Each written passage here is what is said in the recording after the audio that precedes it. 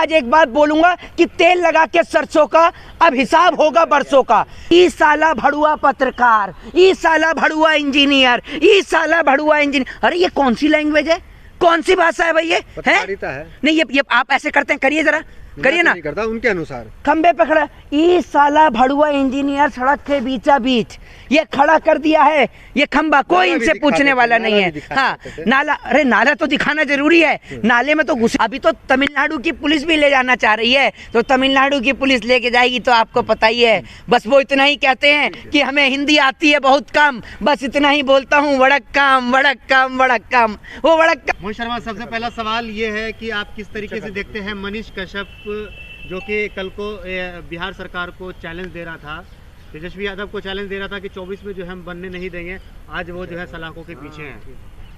देखिए मैं आपको बता दूं कि मनीष कश्यप की गिरफ्तारी उन पत्रकारों के लिए एक चेतावनी है, उनके लिए एक सचेत होने की एक, समझ लीजिए एक वो अलार्म साइन है कि जो लोग भारतीय जनता पार्टी की गुलामी करके किसी प्रदेश के मुख्यमंत्री को बदनाम करने की कोशिश करते हैं, किसी प्रदेश में चल रही अच्छी खासी सरकार को बदनाम करने की कोशिश करते हैं, उनके लिए प्रदेश के मुख्यमंत्री, उप मुख्यमंत्री तेजस्वी यादव ने और मुख्यमंत्री नीतीश कुमार ने ये समझ लीजिए एक चेतावनी जारी करी है कि अगर हमारे प्रदेश के लिए कोई भी झूठी खबर या भ्रम फैलाएगा तो उसका हश्र यही होगा।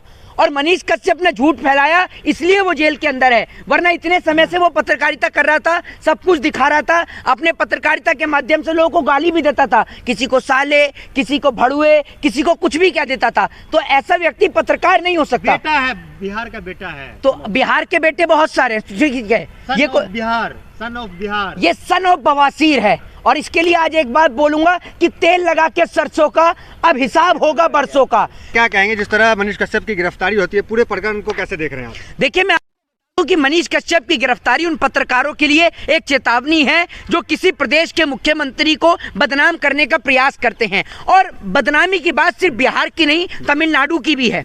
भारत देश के अंदर रहने वाले सभी भाई एक साथ मिलजुल कर रहते हैं, लेकिन इस सन ऑफ बवासीर ने एक ऐसा मेमोरेंडम क्रिएट किया, एक ऐसी छवि क्रिएट करी कि तमिलनाडु के अंदर बिहारियों के ऊपर अत्याचार हो रहा है, जबकि ऐसा कुछ भी नहीं था। इसने एक झूठी खबर, एक भ्रम फैलाने का काम किया, जिसको लेकर बिहार के उप मुख्यमंत्री तेजस्वी यादव ने तुरंत एक्शन और कार्रवाई करी। बिहार की पुलिस अलर्ट हो गई, इसके बैंक अकाउंट को सीज किया गया, इसको कई जगह ढूंढा गया। उसके बाद जब इसके घर पर कुर्की की खबर इसके पास पहुंचती है तो ये अपने आप को सन ऑफ बिहार कहने वाला सन ऑफ बवासीर आकर खुद ही सरेंडर कर देता है, क्योंकि जब इसको पता चलता है कुर्की होती है तो ये खुद ही आकर सरेंडर कर देता है। जो समर्थक है वो ये कह रहे हैं कि चौथे स्तंभ पे हमला है, पत्रकारिता पे हमला है। तो एक बात आप मुझे नहीं, बिल्कुल बिल्कुल मैं आपको बताता हूँ। उन लोगों से पूछिए कि उस टाइम पे आपका चौथा स्तंभ कहाँ चला गया था जब मध्य प्रदेश के अंदर पत्रकारों को नंगा किया गया था। उस टाइम पे कहाँ चला गया था? उस टाइम भी तो देश के लोकतंत्र की धज्जियां उड़ रही थी, ये बताइए ना आप मुझे। जबकि उन पत्रकारों की तो कोई गलती नहीं थी, उन पत्रकारों की तो कोई गलती ही नहीं थी जिनको मध्य प्रदेश में नंगा किया था। आपने तस्वीरें देखी थी ना, वो सबके सामने थी वो तस्वीरें। यादव ने सन ऑफ बिहार को ललकारा है।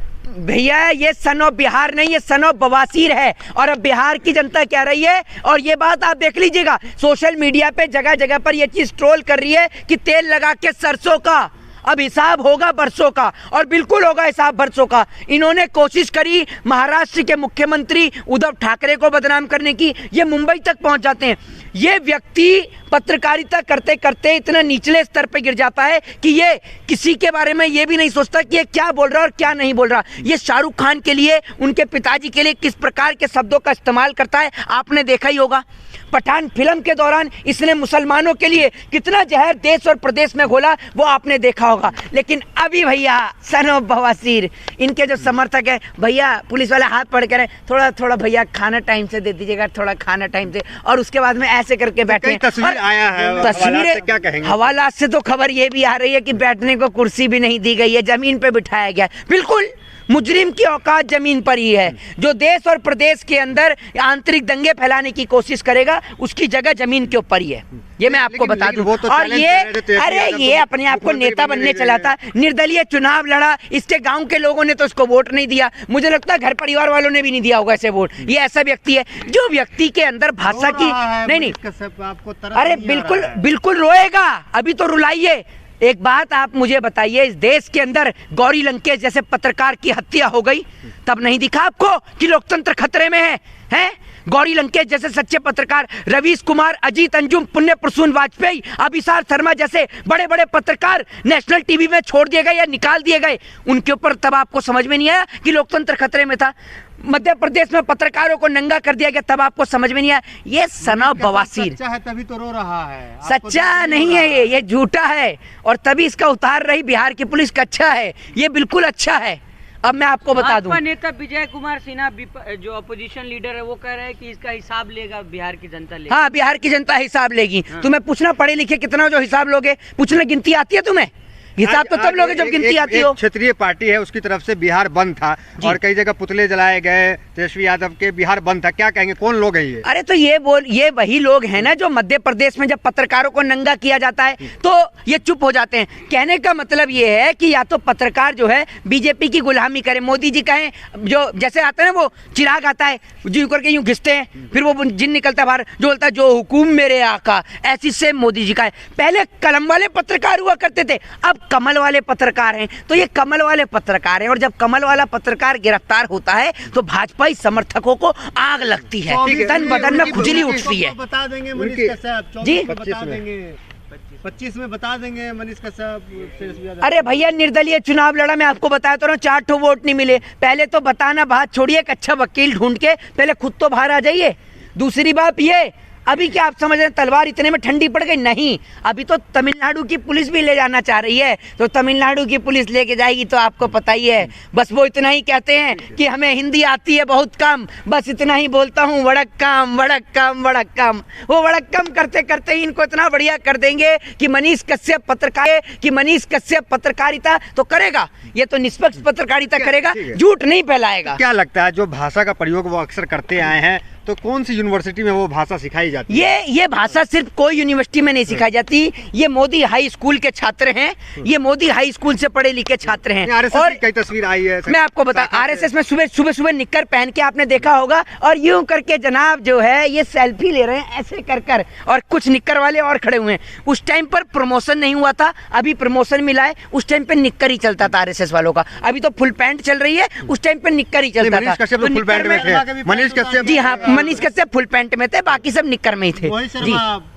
वो जो मनीष कश्यप है वो हमेशा जो है रिलाई करता था, कभी तुम्हारा भी रिलाई ना हो जाए। अरे भैया, आप रिलाई कर तो रही है, तमिलनाडु की पुलिस भी कह रही है एक मौका हमें भी तो दीजिए, थोड़ा सा सेवा हम भी करें। ऐसे पत्रकार की सेवा तमिलनाडु में होनी तो चाहिए, लेकिन खबरें दिखाई ऐसी सोशल मीडिया पे लिखा जा रहा है कि एक बार निकलने दो इससे, क्या जेल से, तो सबका हिसाब लेगा। तो मतलब धमकी भी आ रही है जो नहीं, क्या हिसाब लेगा? नहीं, ये हिसाब क्या लेगा? क्या करेगा? लोगों को गोली मारेगा? ये है क्या हिसाब लेगा? क्या औकात है इसकी? नहीं, क्या लेगा?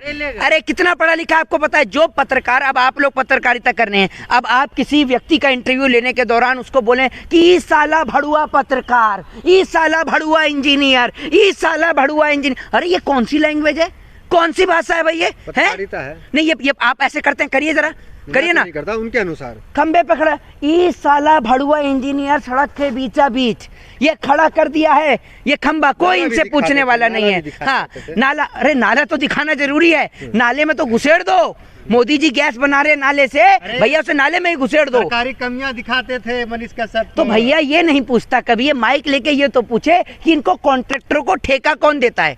अब सरकार की परमिशन के बिना। अब एक बात मुझे बताइए, हैं बहुत बढ़िया, हाँ नहीं, बहुत अच्छे आदमी थे, बहुत अच्छे आदमी थे। आज नहीं है क्या? आज नहीं है क्या? नहीं, तो फिर ये कह रहे हैं बहुत अच्छे आदमी थे, तो मैं कह रहा हूँ बहुत अच्छे आदमी थे। टारगेट किया जा रहा है हिंदू वजह से। तो एक बात आप मुझे बताइए, गौरी लंकेश और जो वो 5 जो पत्रकार थे जिनको मध्य प्रदेश के अंदर टारगेट किया गया, मुसलमान पत्रकार थे। अब पत्रकारिता की भी जाति, धर्म और मजहब होती है। तेजस्वी यादव मुसलमान है? ये बताइए, तेजस्वी यादव क्या मुसलमान है जो आप कह रहे हैं कि टारगेट कर रहे हैं? कट्टर हिंदू है मनीष कश्यप। कौन? मनीष कश्यप। ये सर्टिफिकेट कहाँ बटता है? मेरा भी बनवा दो 2-4 सर्टिफिकेट, मैं कौन सा हिंदू में आता हूँ? ये बताइए ना आप मुझे, ये कौन सा सर्टिफिकेट, कौन सी एजेंसी दे रही है सर्टिफिकेट कि कट्टर हिंदू है, ये नॉर्मल हिंदू है? हिंदुओं की कोई वैरायटी होती है क्या? ये बताइए आप मुझे। और दूसरी बात यह कि कोई भी अगर गलत करेगा, अपराधी होगा, तो जेल में जाएगा, चाहे वो मनीष कश्यप हो चाहे कोई भी हो। चलिए आखिरी सवाल मोहित शर्मा आपसे ये कि क्या मनीष कश्यप का जो चैप्टर है वो समाप्त हो जाएगा अब के बाद, या फिर वो आने वाले समय में बीजेपी के सांसद या मुख्यमंत्री के चेहरा बनेंगे? देखिए, अब ये गया है जेल और अब नहीं मिलेगी इसको बेल, और अब ये खाएगा जेल की भेल, ठीक है ना, और सरकार इसकी बनाएगी रेल, ये ध्यान रखिएगा। और ये पूरा चल रहा है बिहार में खेल, तो ये समझ लीजिए। इसने बिहार के उप मुख्यमंत्री तेजस्वी यादव को बदनाम करने की कोशिश करी। वो बंदा सीबीआई ईडी से नहीं डरा, उनके पिताजी सीबीआई ईडी से नहीं डरे, आईबीआईटी से नहीं डरे, तो इन जैसे सड़क छाप लोगों से डरेंगे? बीजेपी आरएसएस तो लालू यादव को झुका नहीं पाए, तो क्या ये युवा पत्रकार लालू यादव की हस्ती मिटाने की बात करता है?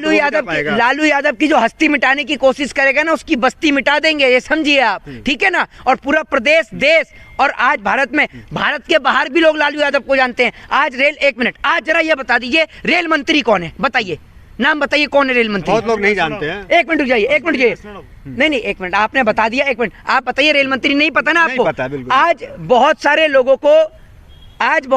को ये नहीं पता कि रेल मंत्री कौन है, ठीक है ना, ये आप समझ लीजिए। बहुत सारे लोगों को नहीं पता कि रेल मंत्री कौन है, लेकिन लालू प्रसाद यादव जब रेल मंत्री थे तो हर एक व्यक्ति को पता था कि लालू प्रसाद यादव रेल मंत्री हैं। उनका काम टिकट का 1 रुपए का दाम, टिकट पे 1 रुपए दाम उन्होंने कम किया था, रेलवे तब भी फायदे में था। आज प्लेटफॉर्म टिकट लगा दी, रेलवे महंगा कर दिया, रेलवे फिर भी ये देखिए ठीक है, गरीब रथ जैसी सेवाएं लें जिसकी बहुत तारीफ होती है, और वो सब ठीक है, कर्जा मुक्त हो गया, फायदे में आया रेलवे, वो सब। और मैं आपको तेजस्वी यादव मैं एक चीज बोल देता हूँ, विपक्ष को, या मनीष कश्यप का चैप्टर? कैसी बात कर रहे हो आप, कैसी बात कर रहे हो आप? एक बात मुझे बताइए, आप एक ऐसे व्यक्ति की तुलना एक ऐसे व्यक्ति से कर रहे हो जिसका लेना और देना नहीं, कहाँ राजा भोज और कहाँ गंगू तेली, वो वाला हिसाब कर रहे हो आप। तेजस्वी यादव कहाँ? बिहार में जो है तेजस्वी यादव के पास 100 कुछ दिन बचा हुआ है। अरे भैया, मैं आपसे क्या कह रहा हूँ, 180 के हमने इसको 200 दिन दे दिए, कर ले, क्या कर लेगा, क्या करेगा ये? ऐसे बहुत सारे लोग आते हैं जो सुबह सुबह लैटरिन में जाते हैं और व्हाट्सएप पे ज्ञान पढ़ते हैं और उसके बाद 180 60 जो मन में आता है वो लिख देते हैं, और ऐसे ज्ञान फैलने वाले बहुत लोग आते हैं। जिंदाबाद है मनीष भैया, जिंदाबाद। कौन है ये? बहुत अच्छे इंसान थे बेचारे, सनातनियों को जगा रहे नहीं, बहुत अच्छे इंसान। चैप्टर क्लोज मान ले, बिल्कुल क्लोज है। और अब बिहार की जनता जो है, वो तो बिहार की जनता इंतजार कर रही है जब मनीष भैया आए तो एक जूते की माला हम भी टंगा दें, मौका लगते। जय हिंद, जय भारत, वंदे मातरम।